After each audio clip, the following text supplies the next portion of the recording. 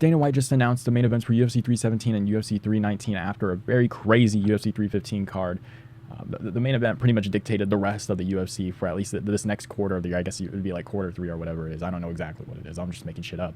But it pretty much dictated the rest of the year so far, at least up until around like maybe October. So it was a pretty important fight that we had last Saturday, and I will get into that a little bit. But I do first want to get into the fights that were announced on UFC 317. We got the main event of Ilia Topuria versus Charles Oliveira, which I did make a video about. I was like, oh, I'm so smart. Like, no one's thinking about this. Like, This is why you should pay attention to Jack Della Maddalena, Bilal Muhammad. Like, we could get Islam versus Topuria if Bilal wins, because Islam won't move up, or if Jack Della Maddalena wins, we'll get Ilia and Charles, and the JDM will fight Islam. Like, big branding over here. 40 minutes later, Dana White is like, they report, Dana White says if JDM wins, we'll get him versus Islam and Topuria versus Oliveira in 40-ish days or whatever, which I think a lot of people were actually saying, but I just turned it into a video or whatever, and it does create an interesting dynamic with the divisions. I think if Topuria didn't move up, it would make sense for Islam to maybe move up to welterweight and maybe get that double champ status. But we now have logjam in welterweight, which is pretty interesting. And I guess lightweight kind of freshens up a little bit. They do need to start moving some prospects and start shuffling that division a little bit. I think with that Dustin Poirier and Holloway fight, you'll kind of get that a little bit. But just getting into the fights that were announced, Ilia Topuria versus Charles Oliveira, pretty good fight. I think a lot of people are disrespecting Charles Oliveira like crazy. I don't know if it's like the Topuria fans. I don't know exactly what it is, because Charles Oliveira is still a beast. He has had some, I don't want to say lackluster performances, but it wasn't like the Oliveira performance, like when he had the title. He was doing some crazy ass shit, like he was getting knocked down and coming back and knocking these guys out or submitting them. Like it's not really been that with the Arman fight and the Chandler fight. We haven't really seen that. He fought really smart against Michael Chandler. We're kind of expecting him to kind of go to a ward, and maybe that's why he won, is because he was being a lot smarter than Chandler in that fight. But I think people are doubting Charles Oliveira a little bit too much in this fight. Like, there is going to be a stark height difference in this one. I think Charles Oliveira is maybe like 5'11", maybe closer to 6 foot. Ilia Topuria is what, 5'6", 5'7". It's going to look a lot like Holloway and Ilia Topuria height-wise when they're in the cage. And I think the difference between an Oliveira and Holloway, obviously Holloway has great hands, but Oliveira is very crazy on the feet. Like, you haven't seen it too much in his last couple fights. Like, he's been a little bit more reserved. But Oliveira, he's crazy. Like, he'll throw jump knees, he'll do switch knees. I think a lot of this will come down to the clinch potentially. And I think in this fight, Charles Oliveira needs to go after Ilia Topuria out there early, because if Topuria gets too comfortable in that one, he's going to break down Oliveira in this fight and TKO him, without a doubt in my mind. I think even if this gets to the ground, maybe Topuria can be a little bit safer. He's stockier. He's got shorter limbs. It's going to be harder to catch on to him. Maybe like a triangle he could probably get off his back if Oliveira wanted to. But just getting into on the feet, Topuria likes to weigh things out a little bit. He's similar to JDM, where they're such good boxers. They like to just get into it, warm up into the fight a little bit. I think Oliveira just kind of needs to go out there and just rush him and put the pressure on, force Topuria to make a mistake, maybe throw a couple head kicks. Like, we've seen Topuria get knocked down by head kicks, especially early on in some fights. And I think if you rush him, maybe throw a couple knees, like just go crazy out there with Topuria, maybe force him to try and take a takedown or something early in the fight. Again, just force him to make a mistake, something he's not really used to, because when you've seen against Volkanovski, where he kind of played on the outside and tried to leg kick and play at a distance, like eventually Volkanovski got comfortable and then Topuria was able to find the shot. Same thing with Holloway. Holloway was doing pretty decent early on, but there was really no threat with both of them. Topuria was able to just walk around, get comfortable, and then find a shot on both of the guys and then just go off with his combinations. Oliveira needs to go out there early, make this a crazy fight, try to exploit something out of Topuria, make him show a weakness, make him not protect himself early on in this fight, and I think you can find that shot. However, I'm going to go with Ilia Topuria. Very stocky. He's going to be a hard guy to catch on to, especially with the body shots that Topuria has. I think there's going to be a pretty big opening on Charles Oliveira to the body. I do worry a little bit in the clinch within Oliveira, where I think some knees would be really nice for Oliveira, or maybe some elbows in the clinch.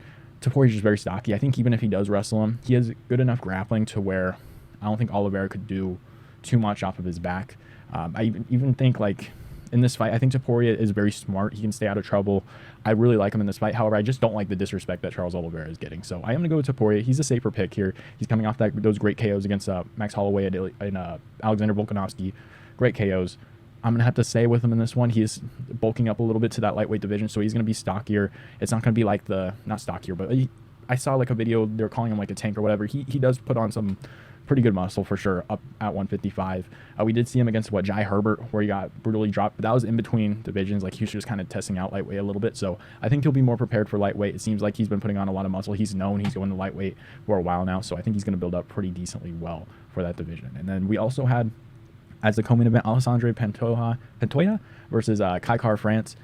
I think I'm going to go with Kai Kara-France in this fight. I'm going to be honest. I mean, this is just right off the top of my head. I haven't done too much research, but Kai Kara-France has kind of been known to be the guy that's really good at defending takedowns and exploiting these guys' offensive attack on the feet. Like, I feel like Pantoja, he's very reckless. He's not like some crazy boxer. Like, he's not going to hold his guard. He's not going to avoid shots. Like, he's going to rush you. He's got crazy power, and his goal is kind of like, I'm tougher than you. I've got a great chin. I'm going to be like a dog in this, and I'm going to try and break you.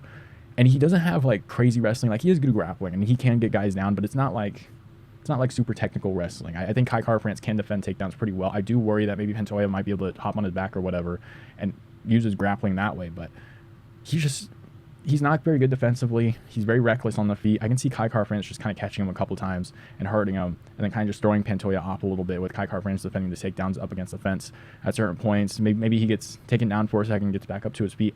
My only worry is maybe Pantoja maybe like climbing his back in the fight, but there are those concerns. Maybe he does find a way to get Kai Kara-France on the ground, but I do really like him in this fight. I think he's kind of built for some of these guys that are a little bit reckless and a little bit one-dimensional. I won't say Pantoja is super one-dimensional because he has kind of ran through this division. I'm going to be honest. But he has his power on the feet. He knows he has power on the feet. He knows he has a great chin. Unfortunately, I think Kai Kara-France is just, I don't want to say made to beat him, but stylistically, this is a really good fight. I feel like Kai Kara-France, his style, does really well against Pantoja. So I'm going to lean Kai Kara-France for now. Not until I do a little bit more research for the fight, but I do really like Kai Kara-France for this one. We also have Beneil Dariush and Renato Moicano announced. I like Renato Moicano. Beneil Dariush, I think, has probably taken like a year, maybe a year and a half off since his last fight. I like Moicano. He seems a little bit more durable. Did he take another fight? What was it? I think Dariush, did he fight Arman after Charles? I think it was, and then he got KO'd in that one. So I think maybe it's been 2 years. I don't know. It's been a while.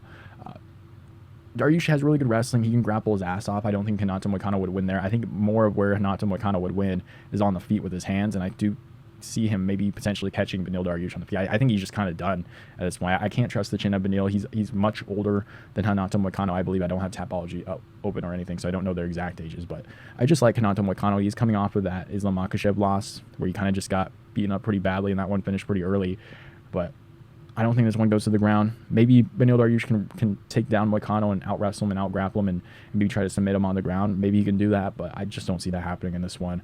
Moicano, I do like him a little bit on the feet. I don't trust. My issue here is that I don't trust Beneil Dariush. If this was 3 years ago, maybe, when Beneil was kind of going crazy in that division, maybe, I think actually for sure I'd probably take him over Renato Moicano, who I believe would move up from 145 at that point, but I really like Beneil Dariush. I don't like Beneil Dariush in this fight. I like Renato Moicano in this fight. I just like his durability a little bit more than a Beneil Dariush. So those were the fights that were announced on 317. I believe I already went through the other fights like Costa and Kopylov, which is a pretty solid fight. Cap and Royval, pretty good fight as well. Probably the number one contender fight for Pantoja and Kai Kara-France there. So let's move on to UFC 319, which was announced. I believe it is Dricus Du Plessis versus Khamzat Chimaev in Chicago. It should be a great fight. I'm really looking forward to it. You don't really see many guys, and I don't think there's any other guy that could really match the physicality of Dricus Du Plessis like Khamzat, which I think is going to be very interesting for this fight, especially their approaches to this one, because I feel like DDP pretty much has the edge everywhere from what we've seen. He's very open on the feet, and I feel like if Khamzat's power is truly like insane, if he truly does have it, it's going to be done early, and I don't think it's necessarily like the cardio problem, which I do think his training has fixed a little bit. Like, we haven't seen it, but I just have like a little bit of a feeling that maybe Khamzat's cardio is not as bad as exactly it was when he was at welterweight or how he was training before, because he has said that he's pulled back his training a little bit more. He's not killing himself in the gym. So I do think he will look a little bit better cardio-wise. I just worry that DDP has just too good of takedown defense, too good of grappling, too good at striking. I do think as the fight goes on, DDP will look pretty good. If it does go as long as I think it could go within like the second or third round, I feel like Khamzat's opening to win this fight is early on in the first round, maybe even the second round, where the openings for DDP are there. Because DDP, again, is one of those guys, he's very sloppy. I don't even know if it's sloppy. Can you even say it's sloppy at this point? He's a very rude striker.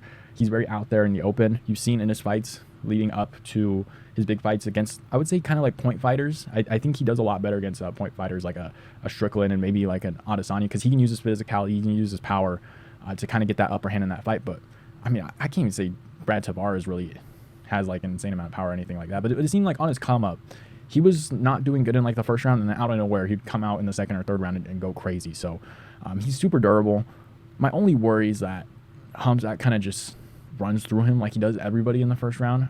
Just excluding the Kamaru Usman and the Gilbert Burns fight, like he pretty much runs through everybody in the first round. And we saw that against Robert Whittaker, who's absolutely no joke. Just kind of melted him there. And just, I mean, would he break his jaw or something? It's just something crazy. Super strong guy. Crazy power in his hands. Can go physicality for physicality. I'm super interested in the matchup. I don't have an official prediction. A part of me thinks and feels like as a hunch, like I feel like Khamzat wins it, but I just don't know how. is the funny part. So I'm gonna rewatch that Robert Whittaker fight. I'm leaning a little bit Khamzat because I think he can get it done early. I've seen Dricus Du Plessis. I think his last loss, I think, was to Roberto Soldic in KSW. He had just beaten Roberto Soldic by KO. Came back in the next fight, and Roberto was able to find the chin of DDP. I think it was in like the second round, maybe late first round. Was able to get the finish and get the KO there. And I can see that happening with the Khamzat Chimaev. Like, obviously, he probably doesn't have the same striking as Soldic. I don't know how their power necessarily matches up. I mean, Soldic just murdered someone in ONE FC like a couple months ago. So maybe the power isn't exactly the same. But Khamzat's a pretty big dude. Good power in his hands. Very physical. It's going to be a very interesting fight. I'm leaning Khamzat because I just have a little bit of a hunch about the fight, and I think he can get it done early. But I think past the second round, I'm getting a little bit nervous for sure. So I'm leaning a little bit Khamzat. I could change my prediction.